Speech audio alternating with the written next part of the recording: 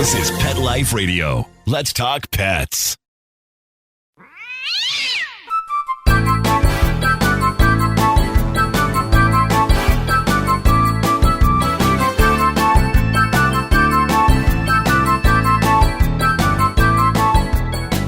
Hey there, cat lovers. Welcome to 9 Lives with Dr. Cat. I'm your host, Dr. Catherine Prim, and I am a practicing small animal veterinarian and cat lover. Today, I have with me Dr. Matt Brunke. Now, he's a veterinarian, which of course makes him awesome possum in my opinion, but he's a lot of extra things. So I'm going to have him tell you what he does and why he does it right after a quick word from our sponsors. Take a bite out of your competition. Advertise your business with an ad in Pet Life Radio podcasts and radio shows. There is no other pet-related media that is as large and reaches more pet parents and pet lovers than Pet Life Radio. With over 7 million monthly listeners, Pet Life Radio podcasts are available on all major podcast platforms, and our live radio stream goes out to over 250 million subscribers on iHeartRadio, Odyssey, TuneIn, Stitcher, and other streaming apps. For more information on how you can advertise on the #1 pet podcast and radio network, visit PetLifeRadio.com/advertise today. Let's Talk Pets on PetLifeRadio.com.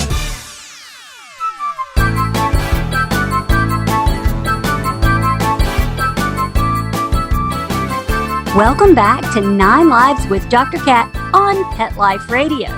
So I kind of tried to tease you a little bit about our guest today, Dr. Matt Brunke. Hey, Matt. Hey, Dr. Cat. I guess I should call you Dr. Brunke. I'm sorry.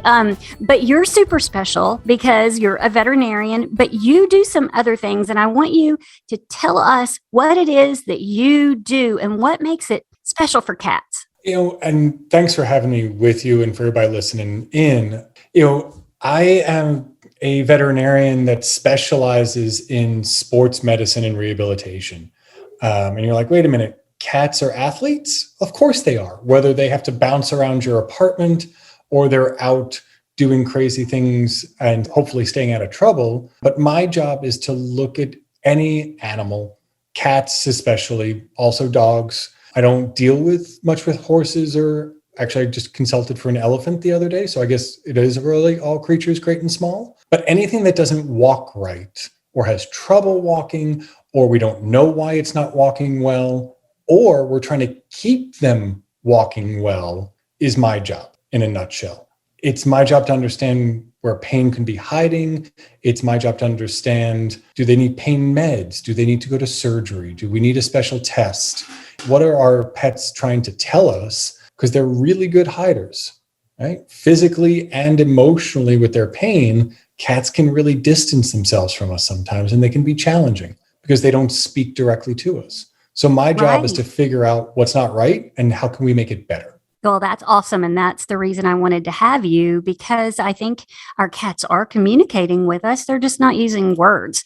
So it's hard sometimes for us to know when we need help. But I wanted my listeners to know that help is out there. If you think something is wrong with your cat, there are things that can be done, and Dr. Brunke can do them. Absolutely. And the fun part about what I do is I still do the fundamental things that I did when I graduated vet school almost 20 years ago. I still keep doing that. So I worked in primary care practice for 13, 14 years. And that's really where I honed my skills. So the cats I saw day in, day out that would come for vaccines or for other health problems, I always still did the same physical exam. And I teach all sorts of different things now, but what I always tell my students is it's nice to have access to an MRI or a CAT scan machine or things like that. But the most expensive piece of equipment and the most important piece of equipment in helping to figure this out is the veterinarian team. We've all put in massive hours of teaching ourselves and going to classes and reading books and trying to understand how best to help. And the way we convey that is by being good listeners, by feeling them and going through certain exams that we do. The same exam I do today on patients as a specialist is still the same fundamental physical exam I did 17 years ago. So that doesn't change. It's just knowing how to look. And then those pets start telling us where their problems are. So, in veterinary medicine, we all kind of hear the headlines, but my listeners may not. So let's talk a little bit about maybe why we're not seeing cats or how we're not seeing cats potentially as often as we need to see them. Can you speak to that a little bit? Yeah, we always joke about folks, it's like dog years are 7 years for everyone, and cats age older quickly too. And the thing is, like, humans need to be better, right? We all need to go to the doctor on a regular basis and stay healthy, because we know that an ounce of prevention is worth a pound of cure. So if we go to folks that are specially trained, we may catch on things earlier. And especially for our cats that age quicker, right, that aren't unfortunately with us for 70 years, they may be only with us for 10 or 15 or maybe up to 20, then we need to do a better job of seeing them on a regular basis and being good advocates. So I actually like to see, when I did primary care, I like to see all my cats that were 6 years and younger. I want to see them at least once a year. And then everybody 6 years and older, I wanted to see every 6 months. Now my patients that I see as a rehab specialist, I see them all every 3 months, so we can track everybody and keep tabs of stuff before it snowballs out of control. I love that. I love that. And that is exactly the kind of answer I wanted you to say, specific guidelines for people that are looking at their cat right now, laying on their desk thinking, oh, she's fine, but she might not be fine, and you need a veterinarian. So yes, I love that. Let's do a departure a little bit. You said you consulted on an elephant. Can you tell us a little bit about that? Absolutely. So when I went to vet school, I got trained on all species, horses, dogs, cats, cows. And then I went back and I focused more on small animals, on dogs and cats. But I also then went back and did my training as a specialist in rehab and pain management. But veterinary medicine is a small field, and all animals can use our help. And when there's a limited number of us as specialists, then we all reach out. We phone a friend, we email, we do these things where we don't have to know everything. And it's best when we don't. But the thing that's most important is to know who else you can call to help. And I've built some great relationships with classmates of mine that are zoo veterinarians. And I also practice in the Northern Virginia area. So I actually got to consult for the National Zoo strictly from a phone call. Somebody reached out and said, hey, this elephant's having trouble. It's not surgical, but can we talk to your pain specialist? I've never been able to work on an elephant before, but now I do. And that was very cool. And actually, they're going to reach out to me. They've apparently one of their big cats is having some mobility issues as well. So that's probably my next thing to look into. But it's all just through networking and communicating as a team. That is so cool. I've worked on a few big cats as well. It's been a long time because now I just do dogs and cats, but really cool because all of our patients are nonverbal. And so we really have to call on our own observation skills, I think. And I bet you have really tuned in your observation skills. Would you agree with that? I would hope so. It's always a work in progress. We never stop learning. But when I try to look at these, especially the pandemic's changed it a lot too, where it's harder, where we don't have necessarily family members inside the building with them. But what I always ask for any of my patients is get a video on your phone of what they're not doing right. Take photos. Photos are great. Photos help too, because they may be offloading a leg or doing things, but get some video and get down low at their pet's height doing it, not from way up high, but get video and email that to us. Put that up in a share folder and I can take a look at that, because sometimes they don't want to do it in the clinic. So the way I look at them is I want to see what they're doing right or wrong, whether we do that in the clinic or we go outside and watch them walk. That's harder with cats, or especially with big cats. So I always ask my pet parents to get me video, because that helps me immensely. And then I can focus and I go through the same, start at their nose and work to their tail and work through all their body systems and just feeling for what the changes could be. And if they're not symmetrical, then I know we have an issue. I've really honed in that listening, really, of that physical exam to help me find out where the problem is. So you said early on in the show a little bit about part of your job is athletes, but I think that cats are athletes, even if they're not officially an athlete. They are very athletic. Can you talk about some of the common things that my cat owners might see or that their cats might experience that would need rehabilitation? Oh, absolutely. I mean, think about it. Cats are tremendous athletes. Like, Dr. Prim, can you jump from your front lawn onto the roof of your house? No. I would not even try it. Right. But a cat does that every day to get to the top of your couch or to the top of that cat tree. Okay. On a relative basis, that's the same type of height. So cats have to go up and they come down as well. So they're tremendous athletes in your house, and just navigating that based off of their size. So they need to be able to do that to enjoy life. The way we start to think about that is, where can they damage themselves?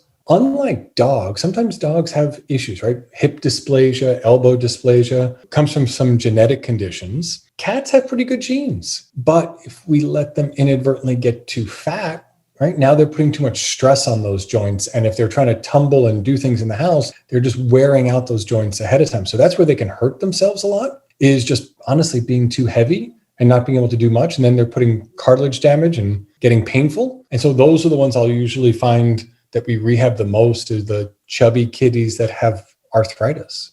That's my big one. Some of the other things we see with cats, they will sometimes tear their ACLs. They unfortunately can get through trauma where they can break a bone or other things. We have to rehabilitate them for that. But the big ones, honestly, are being chubby and having arthritis. And that's something we can actually affect. So, I mean, that's good news, right? You don't want to be diagnosed with a terminal disease that you have no control over. So we can control our cat's weight. And I would say that's part of the role of your veterinarian. I know every single day I calculate calorie guides for people to know how much to feed their pets, and I assess body condition score. So that is yet another reason why Dr. Brunke and I would say, go and see your veterinarian with your cat. Don't just say my cat is fine. Absolutely. Like, just get those simple steps done, know where they're at. And we're not trying to have them all be paper thin, but they have to be appropriately weighed. So we know that we want them around for both quality and quantity of life. There's been, unfortunately, research studies that have proven what we would suspect, in that heavier pets don't live as long. So we want them around. We want them to be more comfortable. And if we do that, then we're all winning. Absolutely. It's a win-win. What would you say, what percent maybe of cats suffer from arthritis and painful type lesions that we maybe don't even realize? Well, and that's the hard part where it can get tricky, right? There was a study in cats that showed that 60%, right? 6 out of 10 cats that they did x-rays on had arthritis. Okay? So cats are tremendously good at hiding their issues. So literally, if you have 5 cats at home, which is pretty average if you're, a cat family, 3 of your 5 cats probably have arthritis. So they may have issues just trying to get up to the back of the couch. They may have trouble grooming themselves. They may have trouble getting in and out of the litter box. And you're like, are they peeing outside the box because they're cranky at me? Or do they have a UTI? Or is it because their back hurts or their hips hurt? So those are some of the things we start to think about, but it can be probably better than 50% of cats in the US, because we know that over almost 70% of cats in the US qualify as obese. So that's a lot of patients around that can have a significant number of straightforward issues that we can address. Yeah, and we know that everyone makes jokes about how their cat doesn't want to see an empty bowl. And I talk a lot about ways to make feeding a little more creative and a little more interactive. But yeah, cats would not necessarily limit themselves on food if we did not intervene, in my opinion. And mine too. And the thing was, and actually talking with my zoo colleagues, they're had the same issues 30, 40, 50 years ago. A lot of the cats, the big cats in sanctuaries and captivity, were too heavy and they weren't doing stuff. And so we have to adjust their calories based off of their activity and also off of their reproductive status. And that's a fancy way for saying that the day your cat gets spayed or neutered, their caloric requirements drop by 25 to 33%. So we have to watch that. If they're not out there to make more kittens, then they don't need as many calories either. So don't love them to death by feeding them too much. I say that a lot at work. So there is something on the horizon that just came out that is a pain management, I guess just an option. So I don't want everyone out there listening to think, why would I even bother seeing my veterinarian about my cat potentially having pain if there's nothing that I can do about it? So there are some things, and it's pretty exciting. It's kind of scientific, and I know Dr. Brunke has some definite thoughts on it, but we're going to take a quick break and come back and talk about this new, potentially game-changing medication for pain in cats. We'll be right back. Molly, here's your dinner. Zeus, that's not your food. Don't let that happen to your precious cat. Elevate your cat's eating experience with the Cat Tree Tray. The cat tree tray keeps your cat's food off the floor and conveniently located on the cat tree.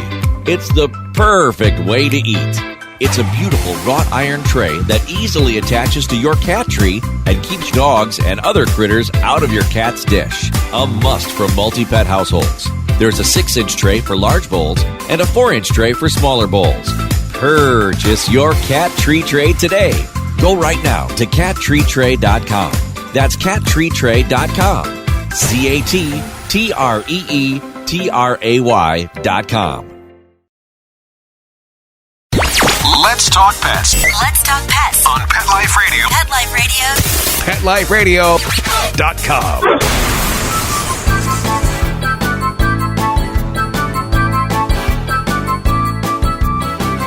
Welcome back to 9 Lives with Dr. Cat on Pet Life Radio. We've been talking a lot about cats and how cats are and how they can also suffer from pain. And we don't really realize it unless we take our cat to the veterinarian. And I invited Dr. Brunke today to talk to us a little bit about pain and pain management and rehabilitation. And I really want to pick his brain about this new pain medication that has just been approved for use in cats. So take it away, Dr. Brunke. Absolutely. Thanks, Dr. Prim. This is fun because we don't have a lot of options for cats. And we know giving cats pills or any medication orally, there's all sorts of memes and everything on how horrible and challenging that can be.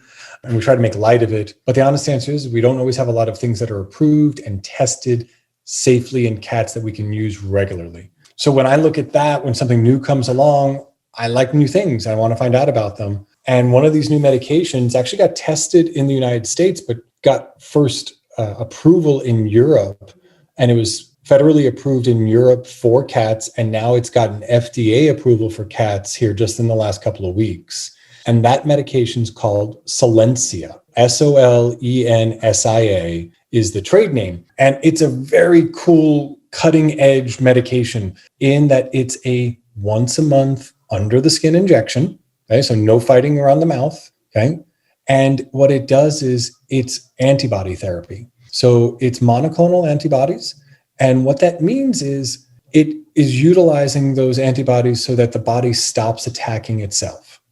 Now, most arthritis in cats is not from an autoimmune condition. But what happens is when your body does have normal arthritis, the wearing and tearing on the cartilage, your body's nerve endings kind of go a little overboard. And so they start to grow new nerve endings around your arthritic joints. And so that's like putting more microphones around that 3-year-old playing the drums, right? It just gets louder and louder and louder. You're turning up all the painful noise because these nerve endings are growing more and more all around those arthritic joints. And that sends more messages up to the brain that says, I'm in pain. And so Solensia is a medication that turns down the body's ability, doesn't eliminate it, right? But turns down the body's ability to specifically make those nerve endings that are overgrowing around arthritic joints. And it sounds awesome because apparently it is. I haven't been lucky enough to try it on my patients yet and utilize it, but I've read the research studies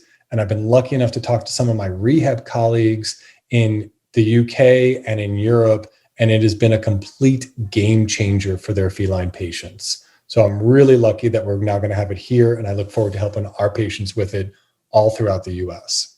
Yeah, I'm pretty excited. I think somewhere along the line, someone who developed this product loves cats because otherwise it wouldn't be once a month.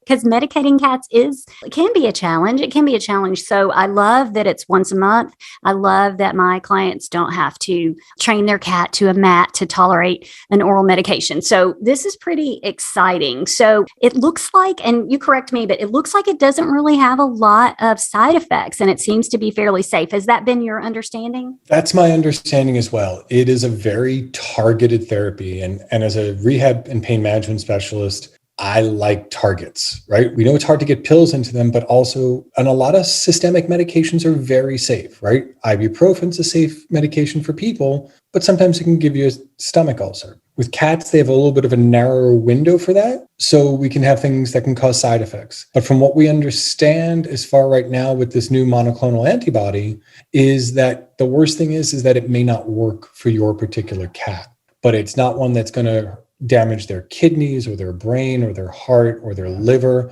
And so that is a huge help when we go for these targeted therapies. Yes, I'm very excited about it. I guess from what I read, any side effect that they'd noted was so mild that they did not have to stop treatment for the cats. So that's pretty awesome. And I think it's very exciting, especially after hearing your statistics about how many cats are actually suffering. Is it only labeled for osteoarthritis pain, or does it have a role in any other types of pain? That's a great question. And I think from what I understand, they've only studied it in arthritic cats. So down the road, we may look at it for other conditions, and we'd have to go get ideally a research study on that. Sometimes we wind up using anecdotal reports, but we're going to target it first and foremost for that large percentage of cats that are having problems with their osteoarthritis. That is so awesome. Hey, can I ask you a weird question? Go for it. Do you ever put a cat on a water treadmill?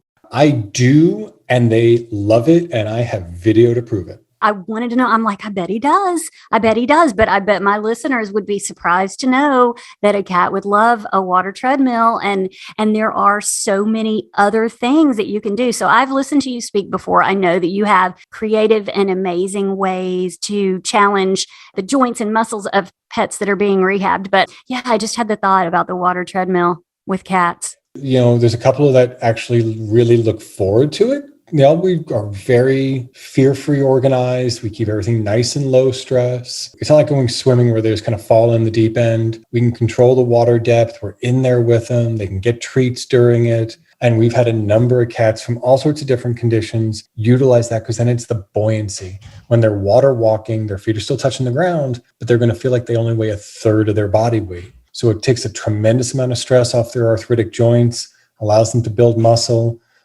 We've done it for everything from arthritic cats to, we have 2 cats right now in the same household that have both had to have their hip joints replaced. So they have completely bionic hips now, and they're using the treadmill to build back that muscle strength now that they've had their hips replaced, so they can run and have fun for all the years to come. I love that. I know I've had guests before that talked about surgery and how important rehabilitation is after surgery. So I'm excited that your particular specialty is a growing one, because I think that there's definitely a role for rehabilitation really everywhere, because I think people are starting to recognize that cats are not just this silent fixture in your house. They suffer from common diseases. They can have pain and you might not know it. They need dental care. They need to see their veterinarian. So I am just so excited that you were willing to come and talk to me today. It's fun to get the news out, right? I mean, when I first learned, we didn't even have any research on rehabilitation for cats. And now there's articles showing us how to do it right and what works and what doesn't. So it's always a growing field, and it's fun to come share that knowledge with folks. Yeah, it's fun. Being a veterinarian is so fun, and getting to help animals and having it grow and change and improve. So we have even more just tools and things to use to help animals makes me excited. And so I wanted to interview you today because I know it makes you excited too. So thank you so much for taking time out to speak with us today. Oh, my pleasure. Thanks for having me with you. And of course, I am so grateful for my loyal listeners. This show consistently wins awards and things, and it's because you care about what I have to say about caring for cats. I always thank my amazing producer, Mark Winter, and I instruct all of my listeners to go out and have a perfect day. Let's Talk Pets, every week on demand, only on PetLifeRadio.com.